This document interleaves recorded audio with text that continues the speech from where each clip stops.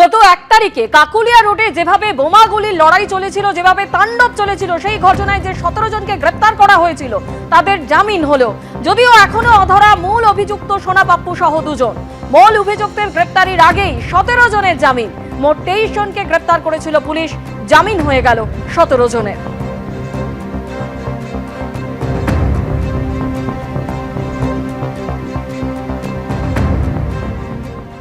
তারিখে যে ঘটনাটা ঘটেছিল রবীন্দ্র সরোবর থানা অঞ্চলে দুটো টিমের গোষ্ঠী দ্বন্দ্বে, এবং তাদের মধ্যে যে ঝামেলার এতে পুলিশ প্রশাসন যাদেরকে অ্যারেস্ট করে এনেছিল দফায় দফায়, তাদের মধ্যে সকলকেই মহামান্য আদালত এর আগে পুলিশ কাস্টাডি পাঠিয়েছিল।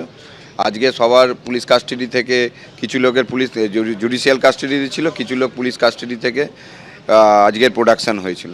মহামান্য আদালত পুলিশের তদন্তের দেখে এবং পুলিশের তদন্তের অগ্রগতি দেখে সমস্ত কিছু পুঙ্খানুপুঙ্খভাবে বিচার করে মহামান্য আদালত প্রত্যেক অভিযুক্তকেই জামিন মঞ্জুর করেছে। 17 জনের জামিন মঞ্জুর হয়েছে। কাকলিয়ার ঘটনায় মোট 23 জনকে গ্রেপ্তার করা হয়েছিল, যার মধ্যে 17 জনের জামিন হয়ে যায়। কিন্তু যাদের বিরুদ্ধে মূল অভিযোগ সেই সোনা পাপ্পু সহ 2 জন এখনো অধরা, পুলিশ তাদের এখনো খোঁজ পায়নি। 1 ফেব্রুয়ারি অর্থাৎ 1 ফেব্রুয়ারি গোলপার্কের কাছে কাকুলিয়া রোডে বোমা গুলি চলে, একেবারে এলাকায় গুলির খোল পড়ে থাকতে দেখা যায়। কিন্তু তারপরেও আজকে যখন আদালতে সওয়াল জবাব চলে, তখন অভিযুক্তের আইনজীবীর তরফে যেটা বলা হয়েছে যে যাদেরকে গ্রেপ্তার করা হয় তাদের বিরুদ্ধে তথ্য প্রমাণ কি, সিজার লিস্টে সেখানে কিছু মেলেনি, গুলির খোল উদ্ধার হয়েছে, অথচ পুলিশের তরফে সেই আগ্নেয়াস্ত্র দেখানো যায়নি। আগ্নেয়াস্ত্রের প্রমাণ দিতে পারেনি, এটা পুলিশ তার মানে ইচ্ছাকৃতভাবে করেছে। এইটার সঙ্গে আপনি যেটা বলছেন যে প্রধান যারা অভিযুক্ত তাদেরকে পুলিশ এখনো ধরতে পারেনি, কারণ এদের সঙ্গে যে শাসক দলের নেতাদের যোগাযোগ আছে এবং নেতাদের এদের মাথার পর হাত আছে। এর আশ্রয় থাকলে আমাদের রাজ্যের পুলিশ তাদের খোঁজ করে পায় না, ফলে তারা অবাধে অপরাধ করতে পারে। অতএব সেই ধারাবাহিকতা বজায় আছে, যোগের জন্য তারা গ্রেপ্তার হয়নি এবং জামিন পেলেন।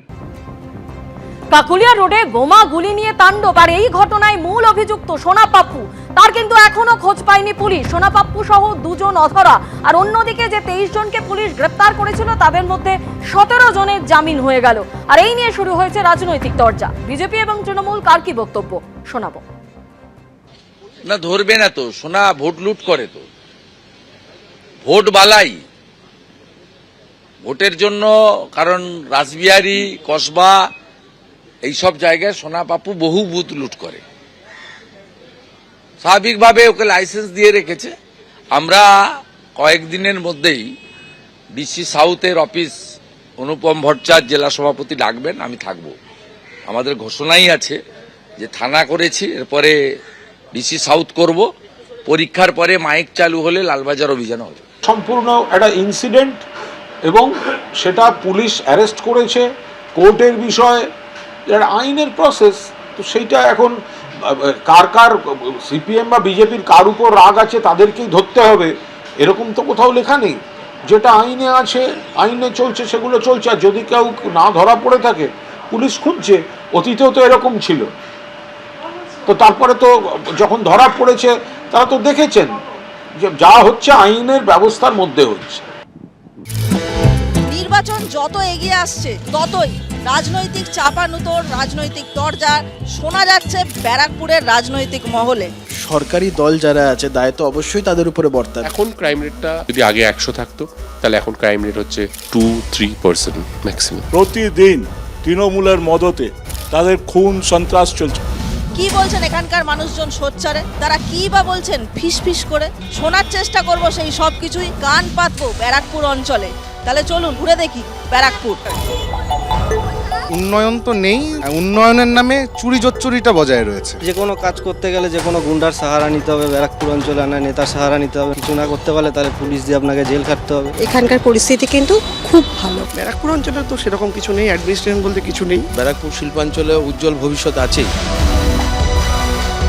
ব্যারাকপুর পৌরসভা, টিটাগড় পৌরসভা, আর এই দুই পৌরসভার যত ওয়ার্ড আছে সেই সবকটাই কিন্তু ব্যারাকপুর বিধানসভা কেন্দ্রের অন্তর্গত। গত বিধানসভা ভোটে এখান থেকে তৃণমূলের প্রার্থী হয়ে জিতেছিলেন রাজ চক্রবর্তী, পেয়েছিলেন প্রায় 69,000 ভোট। দ্বিতীয় স্থানে ছিলেন বিজেপির প্রার্থী চন্দ্রমণি শুক্ল, তিনিও পেয়েছিলেন 59,000-এরও বেশি ভোট। রাজ চক্রবর্তীকে এখানে শুধুমাত্র বিভিন্ন অনুষ্ঠানে পাওয়া যায়, সাধারণ মানুষ নিজের দুঃখ দুর্দশার কথা বলার জন্য রাজ চক্রবর্তীকে পান না। আমাদের মাননীয় মুখ্যমন্ত্রী মমতা বন্দ্যোপাধ্যায় মানুষের জন্য 365 দিন ভাবে এবং নানা রকম ভাবে মানুষের পাশে থাকে। ব্যারাকপুর অঞ্চলকে ইন্ডাস্ট্রিয়াল ডেড বডি বলা হচ্ছে, কাদের ওপর দায় চাপাবেন? অবশ্যই তৃণমূল। সরকারি দল যারা আছে দায় তো অবশ্যই তাদের উপরে বর্তাবে। সবাই মিলে এটা করেছে, শুরু করেছে সিপিএম, তারপরে বিজেপি। তৃণমূলের যিনি বিধায়ক, তার নেতৃত্বে যারা এখন কাউন্সিলর হয়েছে, তার একটা বড় অংশ সমাজ বিরোধী। মানুষের হাতে কাজ নেই বলে এই ইন্ডাস্ট্রিয়াল বেল্টে ক্রিমিনালাইজেশন বাড়ছে। অনেকটা কন্ট্রোল, অনেকটাই ক্রাইম রেট কমেছে। এই বিভাজনের রাজনীতির বিরুদ্ধে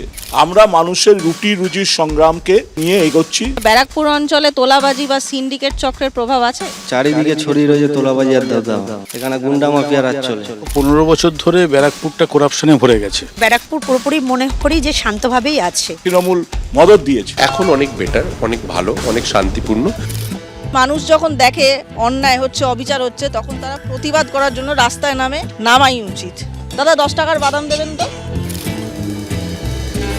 এই এসআইআর কিন্তু জনসমক্ষে এসছে এবং মানুষ ভীষণভাবে হ্যারাস হচ্ছে। আমরাও তো বলছি মানুষ অসুবিধার সম্মুখীন হচ্ছে, অহেতুক মানুষকে হয়রানি করবে সে যেই করুন না কেন, আমরা রাজনৈতিক দল হিসেবে সেটাকে কখনো মান্যতা দিতে পারি না। সব ঢপবাজি, সোশ্যাল মিডিয়ার পলিটিক্স ওরা করে, বেসিক্যালি ওদের কোনো কাজ নেই মানুষকে বিচলিত করা, মানুষকে বিব্রত করা। এটা কিন্তু একটা ব্যাড ডিমার্কেশন হবে। 2011 থেকে টিল আজকের ডেট অব্দি অন্তত বিগত 14-15 বছরে ব্যারাকপুর একটা জঞ্জালযুক্ত শহর হয়ে গেছে। এডুকেশন ফিল্ড এবং যে সমস্ত সেক্টরগুলো আছে যেখানে কিন্তু ম্যান পাওয়ারটা লাগেই, সেক্ষেত্রে সেই কর্মসংস্থানগুলো তো রয়েছে। আগের বছরের ডিসেম্বর মাসে প্রায় 4খানা কারখানা বন্ধ হয়ে গিয়েছে। এই বিষয়ে দায় কাদের ওপর বর্তায় বলে আপনার মনে হয়? সম্পূর্ণটা এই রাজ্যের শাসক দল যারা, যেখানে কলকারখানার জমি পাচ্ছে সেখানটা রিয়েল এস্টেটের প্রজেক্ট করবে, পয়সা কড়ি কামাবে। কেন্দ্রীয় সরকারও এর জন্য দায়ী, এর জন্য আমাদের রাজ্য সরকারও দায়ী। শ্রমিকদেরকে ডিপ্রাইভ করে, মালিকদের সাথে একটা গোপন আতাত করে শাসক দলের নেতারা শুধু নিজেদের পকেট ভরতে ব্যস্ত।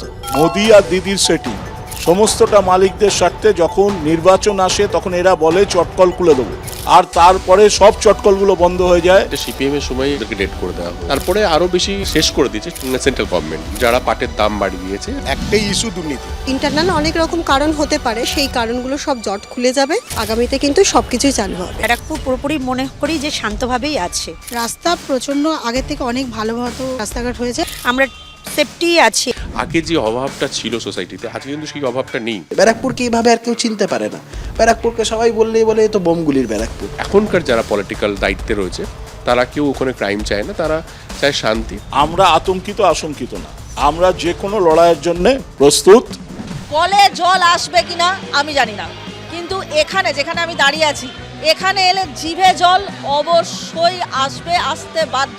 কারণ আমি এই মুহূর্তে আছি বিরিয়ানির রাজধানী ব্যারাকপুরে, আর আমি নিজেকে আজ প্রমিস করেছি কাজ না মিটিয়ে কিন্তু বিরিয়ানি আমি খাবো না।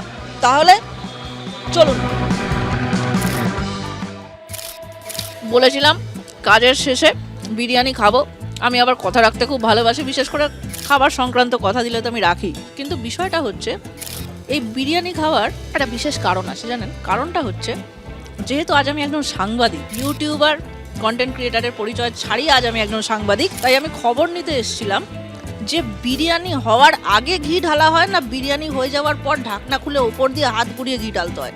এই খবরটা আমি আলটিমেটলি পাইনি, কিন্তু আপনাদের আজকে আমি প্রচুর খবর দিয়েছি। আশা করি আপনারা সেই খবরগুলো শুনে একটু হলেও ইনফরমেশন পেয়েছেন। তাহলে এবার আমি চলে যাচ্ছি না, এখানে তো থাকতেই হবে, বিরিয়ানিটা নাহলে কে শেষ করবে বলুন, ওটা আমায় করতেই হবে, কিছু করার নেই। কিন্তু বিষয়টা হচ্ছে আপনারা দেখতে থাকুন তারকার চোখে তারকা কেন্দ্র, চোখ রাখুন এবিপি আনন্দ।